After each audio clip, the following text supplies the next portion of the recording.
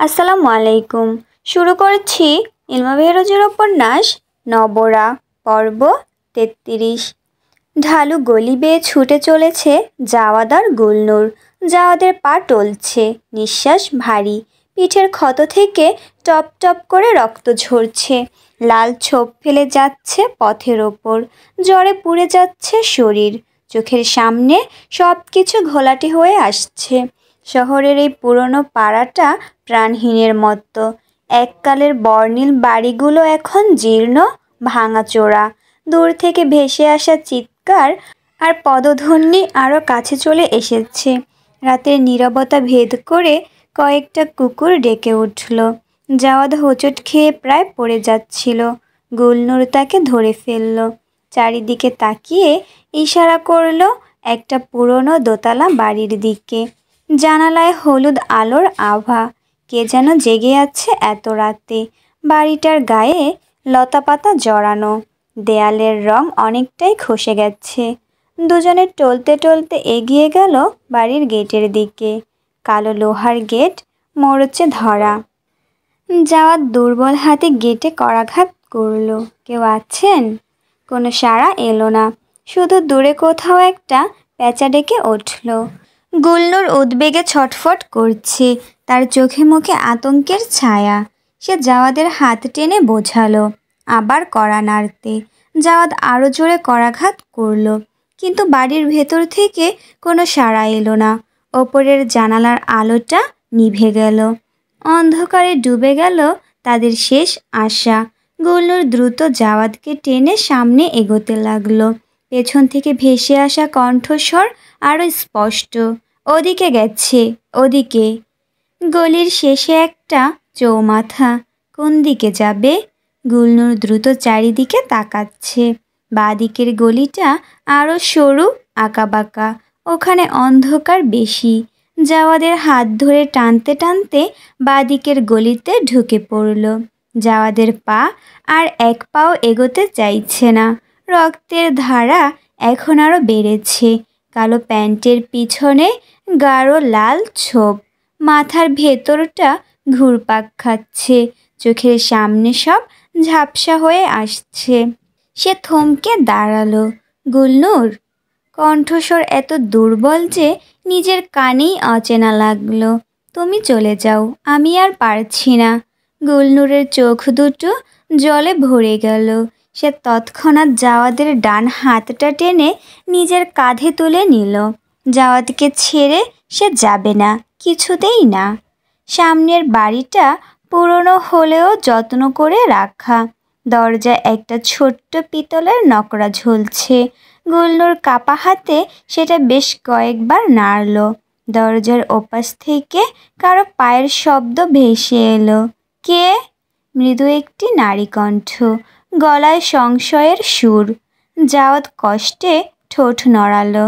দয়া করে দরজাটা খুলুন, আমরা বিপদে। ধীরে ধীরে দরজার পাল্লা খুলে গেল।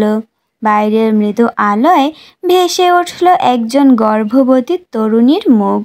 বয়স বেশি হবে না, হয়তো 25-এর কাছাকাছি। বড় বড় চোখ, সরল মুখশ্রী, তার চোখে বিস্ময়। আপনারা? তরুণী কথা শেষ করতে পারল না। জাওয়াদের রক্তাক্ত শরীর আর গুলনুরের ভয়ার্ত চোখ দেখে তার মুখে করুণার ছায়া নেমে এলো। সে একটু পিছিয়ে দাঁড়ালো। ভেতরে আসুন। জাওয়াদ টলতে টলতে এক পা এগোলো। কিছু লোক পিছু নিয়েছে আমাদের, শুধু কিছুক্ষণের জন্য আশ্রয়। রুমা, এত রাতে কার সাথে কথা বলছো? ভেতর থেকে একটা রুক্ষ পুরুষ কণ্ঠ ভেসে এলো। পায়ের শব্দ করতে করতে একজন মাঝবয়সী ভদ্রলোক এগিয়ে এলেন।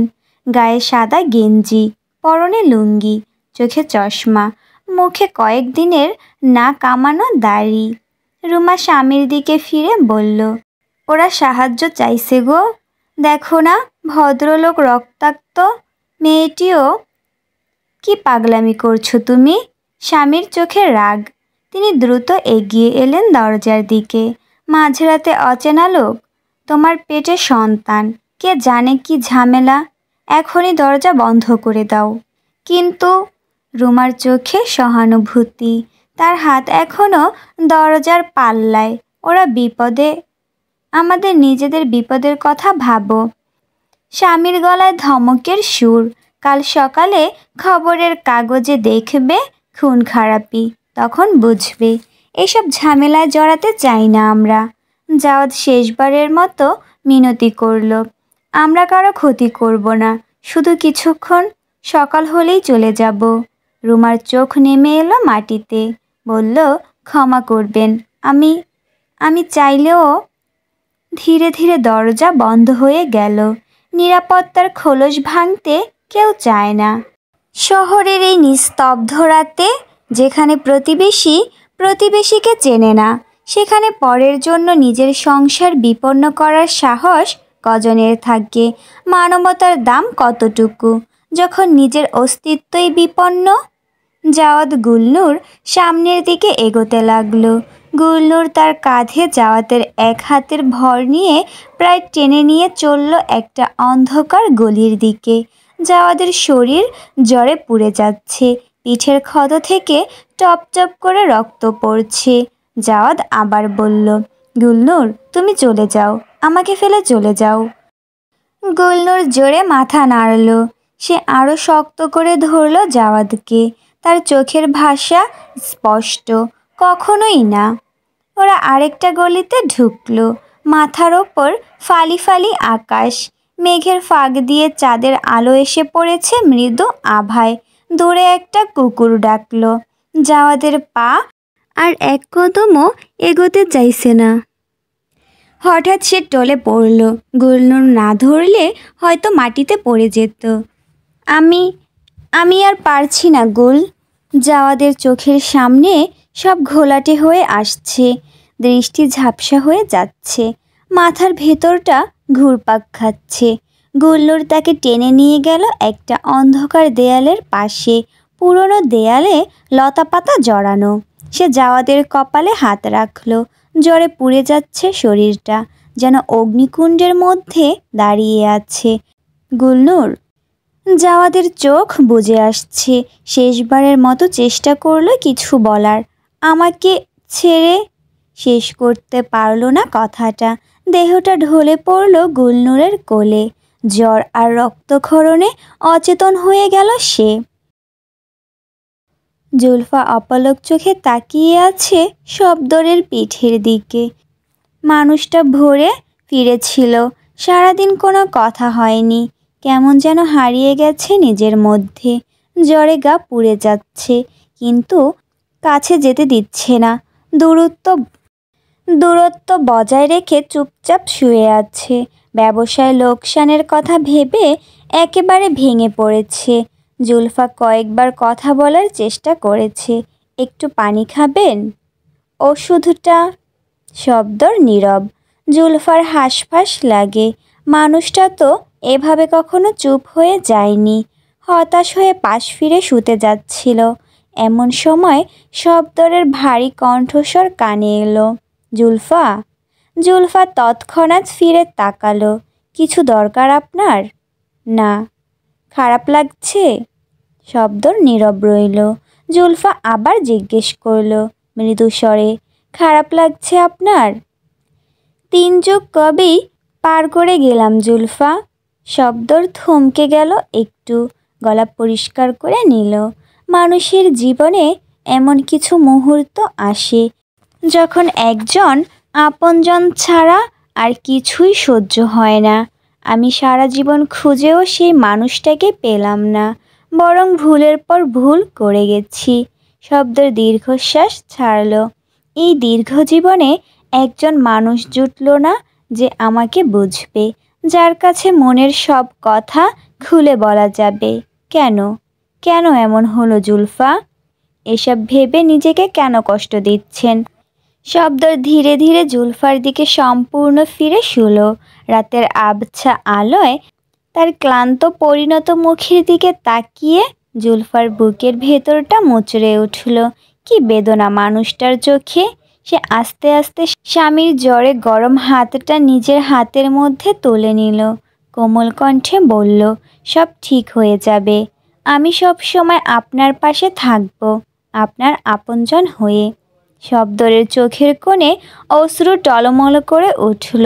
মনে হলো এই নির্ভরযোগ্য ছোঁয়াটাই সে জীবনভর খুঁজে বেরিয়েছে।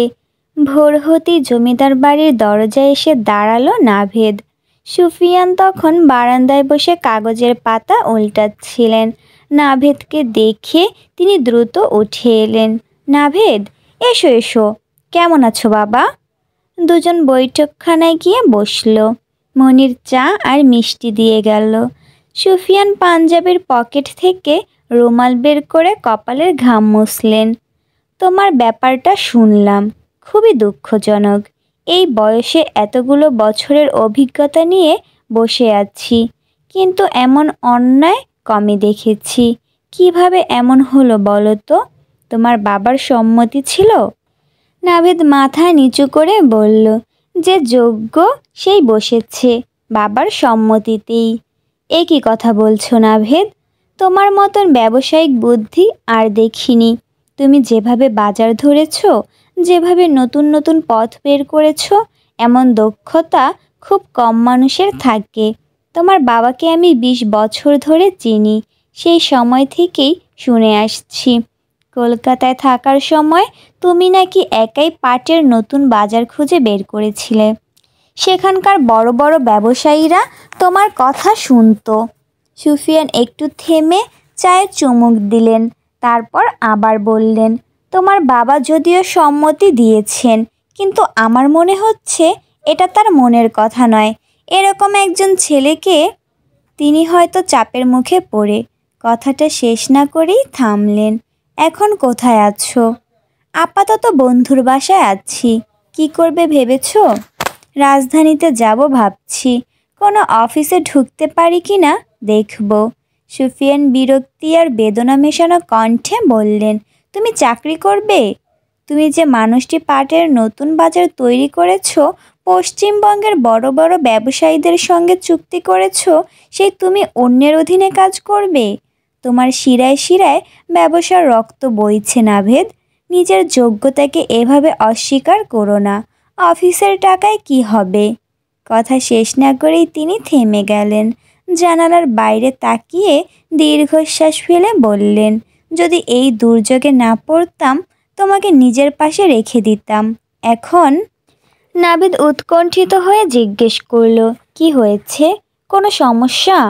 সুফিয়ান উঠে জানালার ধারে গিয়ে দাঁড়ালেন। বললেন, সব ভেস্তে গেল বাবা। একসঙ্গে সব ব্যবসায়ী চুক্তি ভেঙে দিয়েছে। পাট, ধান, সরিষা কিছুই নেবে না। কে যে এই ষড়যন্ত্র করছে তার কণ্ঠ রুদ্ধ হয়ে এলো। একটু সামলে নিয়ে আবার বললেন, তবে সময় থাকতে তাকে খুঁজে বের করব। কিন্তু তার আগে। তিনি ঘুরে দাঁড়ালেন, তার চোখে আতঙ্ক। এই সংকট থেকে বের হতে হবে, নইলে গ্রামের মানুষ পথে বসবে। কত কৃষক যে আমার কাছে ধার করেছে, তাদের ছেলেমেয়েরা না খেয়ে থাকবে। সব ফসল পচে যাবে, পোকায় খাবে, ইঁদুরে কাটবে। তিনি আবার চেয়ারে বসে পড়লেন। হিসাবের খাতাটা হাতে নিয়ে পাতা উল্টাতে লাগলেন। তার আঙুল কাঁপছে। একটা পথ বের করতেই হবে নাভেদ, নইলে এত মানুষের জীবন। কথা শেষ না করেই তিনি চুপ করে গেলেন। নাভেদ কিছুক্ষণ ভেবে বিনীত স্বরে বলল, আমি হয়তো আপনার মতো অভিজ্ঞ ব্যবসায়ী নই, তবে অনুমতি দিলে কিছু কথা বলতে চাই। সুফিয়ান চায়ের পেয়ালা নামিয়ে রেখে অনুমতি দেওয়ার দৃষ্টিতে তাকালেন। নাভেদ একটু সামনে ঝুঁকে বসল। আমরা যদি বড় ব্যবসায়ীদের বদলে ছোট ছোট ব্যবসায়ীদের সঙ্গে যোগাযোগ করি। আমি অনেক ছোট ব্যবসায়ীদের সঙ্গে পরিচিত। প্রত্যেকে সামান্য পরিমাণ নিলেও মোট মিলে সমস্ত ফসল বিক্রি হয়ে যাবে। তাছাড়া একজন ব্যর্থ হলেও অন্যরা থাকবে, ঝুঁকি ছড়িয়ে যাবে। সুফিয়ান গভীর মনোযোগে শুনছেন। নাভেদ বলতে লাগলো, আর আপনার জমিদারির মহিলারা যদি পাট থেকে শিল্পজাত পণ্য তৈরি করে, আমি বাজারজাত করার দায়িত্ব বুঝিয়ে দিতে পারবো। তারা এখনই শুরু করতে পারে সহজ কিছু দিয়ে, যেমন পাটের সুতা দিয়ে হাতের কাজের বাজারের ব্যাগ। এতে কোনো কলকবজা লাগবে না, শুধু হাতের কাজ। এরপর ধীরে ধীরে করতে পারে চাটাই আর পর্দার কাজ। এগুলো খুব কঠিন না, একটু অভিজ্ঞতা হলে কলকাতার বাজারের জন্য মেয়েদের হাতের ব্যাগও বানাতে পারবে। নাভেদ আরও বলল, দেখুন, এখন আর শুধু চটের বস্তা আর দড়ি নিয়ে বসে থাকলে চলবে না। কলকাতায় থাকার সময় দেখেছি সেখানে এসব জিনিসের দারুণ কদর। বড় বড় দোকানে বিক্রি হয়, পাইকারি ব্যবসায়ীরা গ্রামে গ্রামে খুঁজে বেড়ায় এসব জিনিস। রেলে করে পাঠালে খরচও কম পড়বে। তারপর একটু থেমে বলল, আর এখন তো কলকাতার বাইরেও বাজার খোলা যাবে। শুনেছি দিল্লি বোম্বাইতেও এসব জিনিসের চাহিদা বাড়ছে। ওখানকার দোকানদাররা নাকি গ্রামের তৈরি জিনিস খুঁজে বেড়ায়। তবে এসব ধীরে ধীরে, আপাতত কলকাতার বাজারটা ধরলেই হবে। এতে করে গ্রামের মানুষের আয় বাড়বে, পাটের দামও বৃদ্ধি পাবে। সুফিয়ানের চোখে বিস্ময়ের ঝিলিক দেখা গেল। আরও একটি প্রস্তাব। নাভেদ একটু থেমে বলল, প্রতিটি গ্রামে ছোট ছোট সমবায় গঠন করা যেতে পারে। সেখানে নারী পুরুষ সবাই মিলে কাজ করবে। এতে আপনার জমিদারির উন্নতি হবে, মানুষের জীবনমানও উন্নত হবে। শুধু পাট নয়, ধান সরিষার জন্যও এই পথ খোলা আছে। নতুন চিন্তা করলে নতুন পথ আপনা থেকেই বেরিয়ে আসে।